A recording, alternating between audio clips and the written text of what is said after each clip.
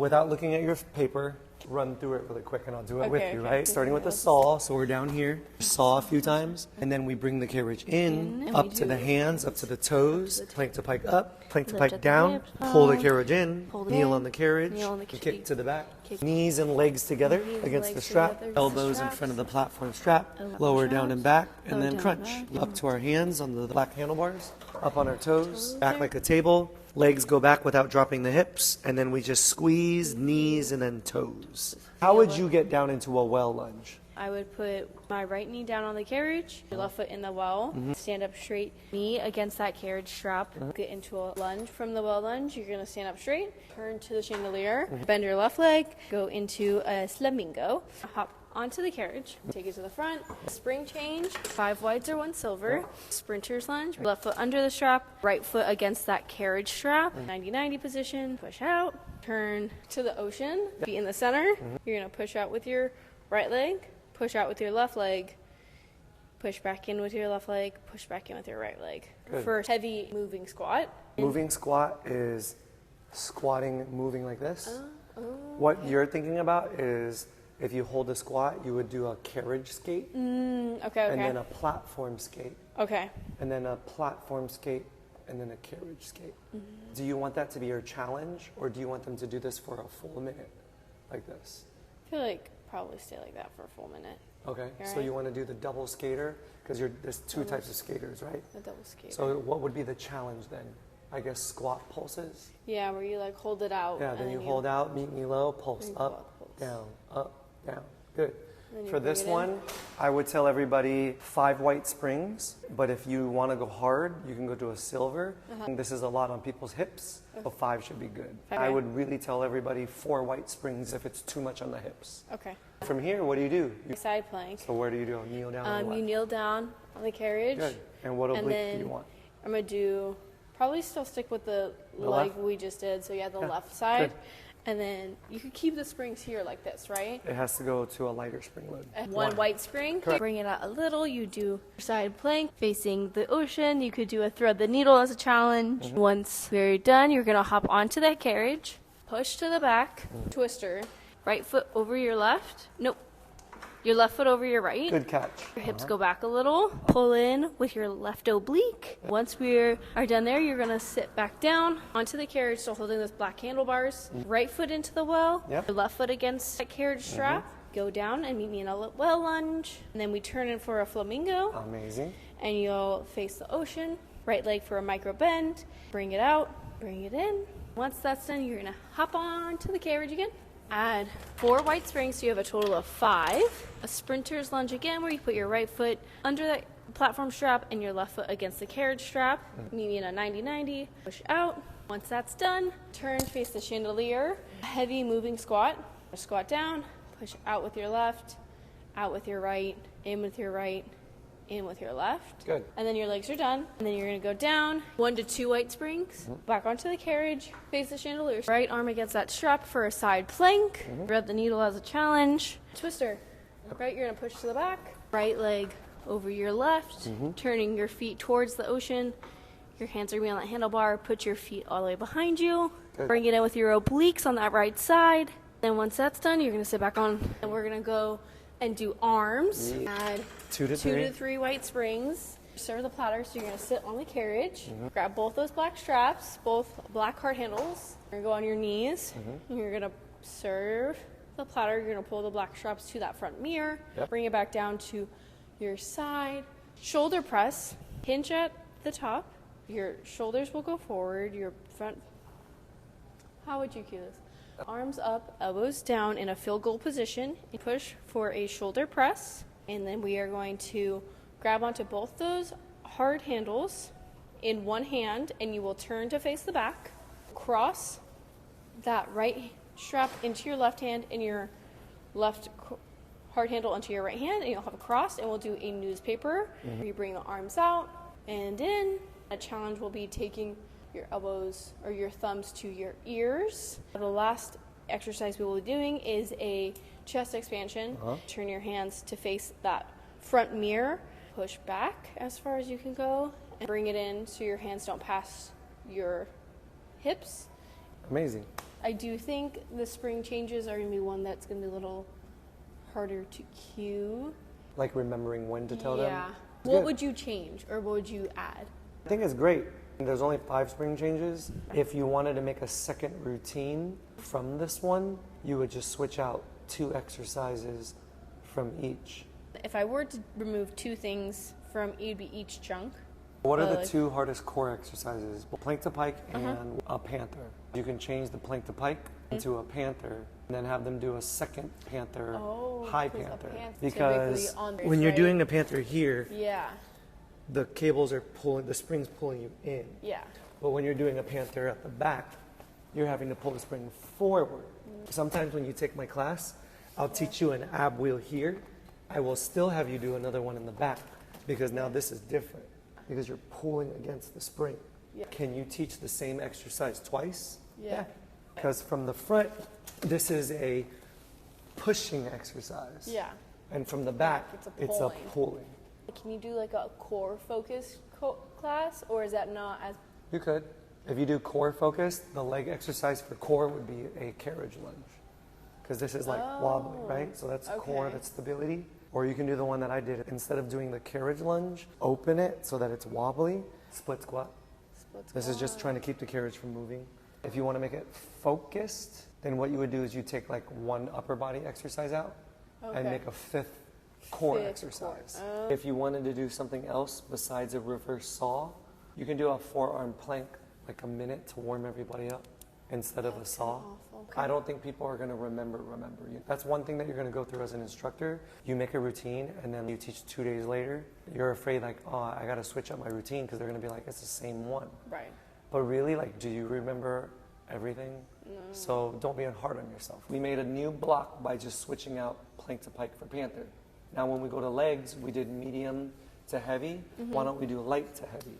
When you're done with the high panther here, you would just come down, take a ride home, and then do light leg exercises at the front. Like a single leg squat. Platform lunge, curtsy lunge, or carriage lunge.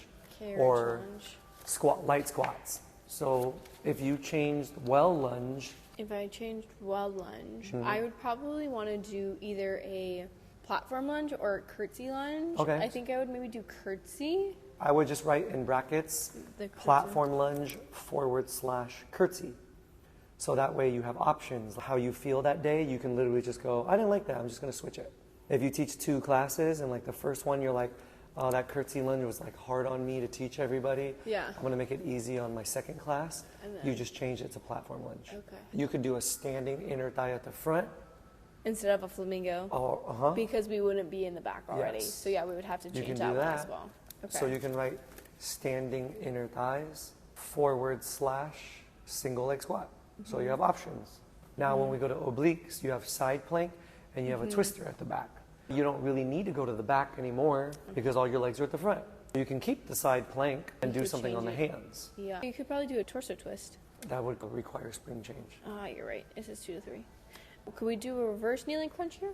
You could. It wouldn't be a back because that's the back reverse kneeling because we're on the back. So you could just do a regular... You can do a side plank into a kneeling crunch. Side plank. What would you do here? I would say 0 springs if it's not hard enough. 0 springs if not hard enough. Okay. Because the one's snapping them back in. Yeah. Well, it's on 2, but like... So let's go to 1 and let's go to a side kneeling crunch. Go down and back.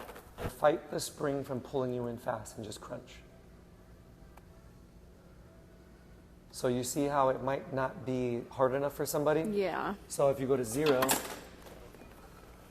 woo, and then it's a little bit harder. Do you feel side plank in your oblique, or do you feel it in your shoulder?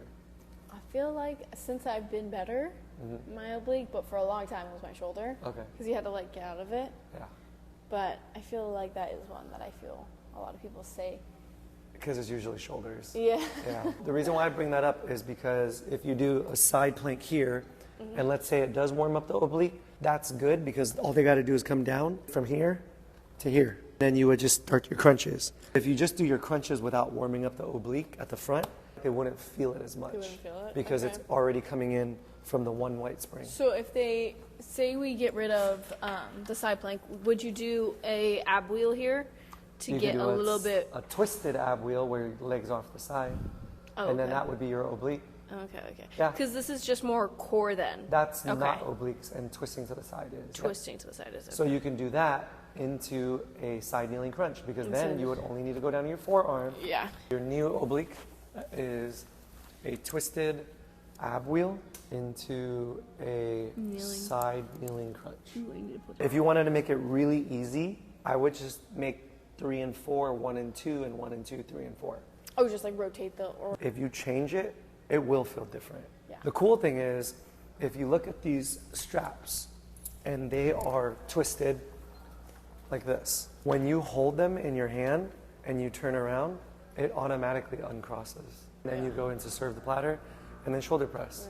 Well, there you go. You made 2 routines. The new routine has less spring changes. I would say in 10 seconds, we have a well lunge. You're gonna step down to the floor in 3, 2, 1. I step down, I pull in, and then do this.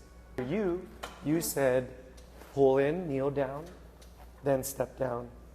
You Yeah. see how they're both the same? Yeah. But we would move differently, meaning that your cue would be different than mine. So rather than you try to learn my cue, you would learn so much faster if you just said what you would do on the machine. That's how I cue all of you. I tell you how I move on the machine. If I had a new person, do you think it would be better if I were to tell them to sit? Because this is like still engaging kind of everything. When you're holding on to it. And I feel like a new person might burn Fall. out. Yeah, or fall.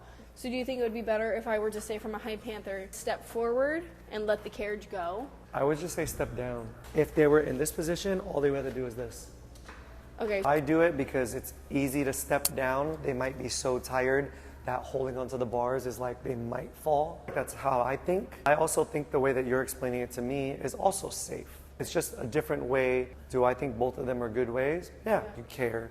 You don't want people to fall, and you don't want to make it too difficult. Trust your gut. I also feel weird saying it, but like I feel like I'm strong. That's a good so thing. And like that might be really Hard for someone else? Yeah. Because you feel like that could be scary for someone, I want you to be confident, just like you did right now and said, I'm strong, and apply it in a different scenario. Even though I'm afraid that someone's going to hurt themselves, I believe in them, and I believe that they're not going to hurt themselves. You don't know till you try. Instead of just saying, I'm scared, I'm not going to do it, I encourage the creativity for you to test the boundaries and try things out. And the more we practice being scared, the more we're going to be scared. So if we can be confident and practice confidence, we'll be more confident. You're strong because you are strong. You're going to teach me. You're going to start by saying, we're going to get started. Name of the exercise, the spring load, and then you're just going to cue me through everything. Okay, we're going to get started today. We're going to start on one wide spring. Start with your knees on the front platform. And your arms are going to be on the carriage. Elbows are going to go against that strap if you would like. And what we're going to do is a reverse saw.